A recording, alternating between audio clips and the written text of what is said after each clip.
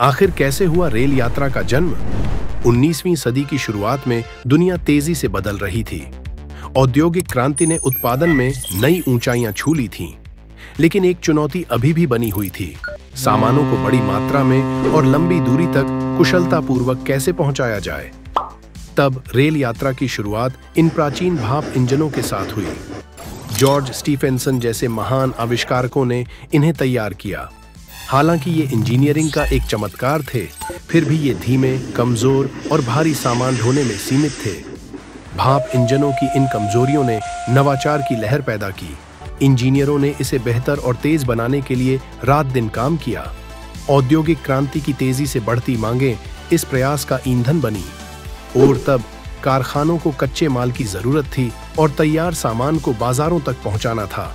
घोड़ों की गाड़ियां और नहरें उत्पादन की गति के साथ ताल नहीं मिला पा रही थीं, और यहीं भाप की शक्ति ने एक नई दिशा दिखाई। 1930 के दशक में कुशल ट्रेनें अस्तित्व में आईं। यह एक क्रांति थी जिसने सामान और लोगों को रिकॉर्ड समय में लंबी दूरी तक पहुंचाना संभव बनाया।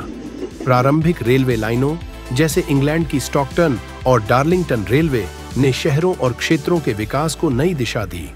रेलवे स्टेशन व्यापार के केंद्र बन गए और समुदाय पहले से कहीं अधिक जुड़े, और साथ ही व्यापारियों ने इसका सीधा लाभ महसूस किया। पहले जो सामान बाजार तक पहुंचाने में दिन लगते थे, अब कुछ घंटों में संभव हो गया। यह व्यापार और जीवन को बदलने वाला क्षण था। आज वही भाप इंजन से शुरू हुई यात्रा आधुनिक और तेज ट्रेनों में बदल चुकी है।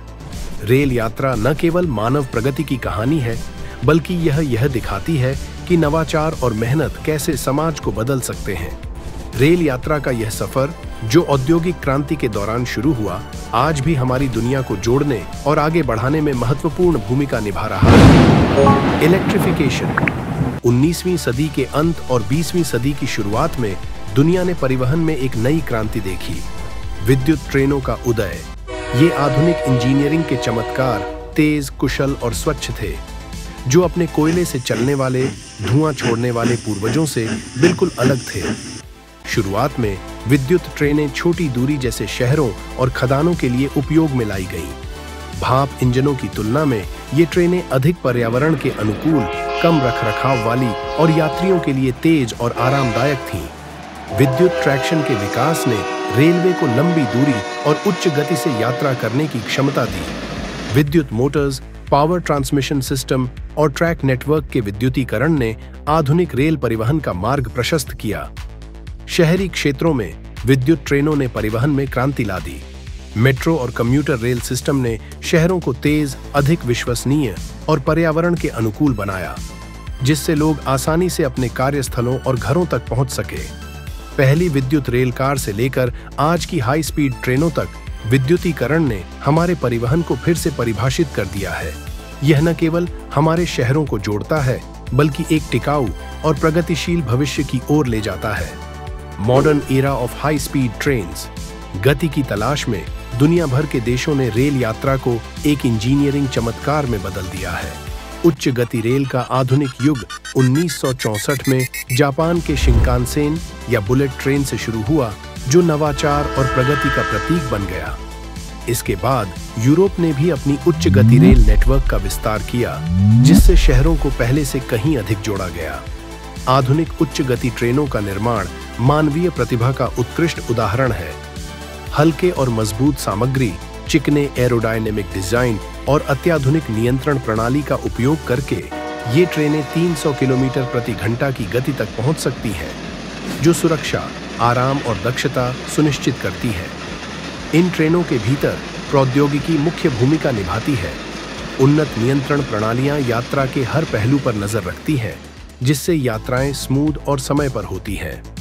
न्यूनतम पर्यावरणीय प्रभाव के साथ उच्च गति रेल यात्रा हवाई यात्रा का एक स्थायी विकल्प बन चुकी है। लेकिन यात्रा यहीं खत्म नहीं होती। उच्च गति रेल का भविष्य मैग्नेटिक लेविटेशन या मैगलेव तकनीक में है, जिसमें इलेक्ट्रोमैग्नेटिक बलों का उपयोग करके ट्रेन ट्रैक से ऊपर उड़ती है, जिससे घर्षण लगभग समाप्त हो जाता है और 600 किलोमीटर प्रति घंटा की गति तक पहुंचने की क्षमता मिलती है।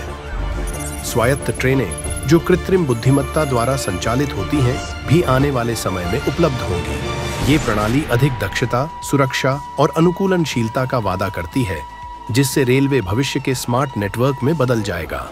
शिंकानसेन से लेकर मैग्लेव तक उच्च गति रेल का विकास यात्रा को फिर से परिभाषित कर रहा है। हर नवाचार के साथ हम एक ऐसे भविष्य के करीब पहुंचते हैं जहां गति, प्रौद्योगिकी और स्थिरता मिलकर दुनिया को पहले से कहीं अधिक जोड़ते हैं। World connected by trains. Train सिर्फ यात्रा का एक साधन नहीं, बल्कि ये दुनिया के कनेक्टिविटी के जड़ है। सदियों से इन्होंने दूरी को पाटा है, संस्कृतियों को जोड़ा है और राष्ट्रों को एक किया है। टोक्यो की हलचल भरी गलियों से लेकर यूरोप के शांतिपूर्ण परिदृश्यों तक ट्रेनें लोगों, माल और विचारों के प्रवाह को गति देती हैं।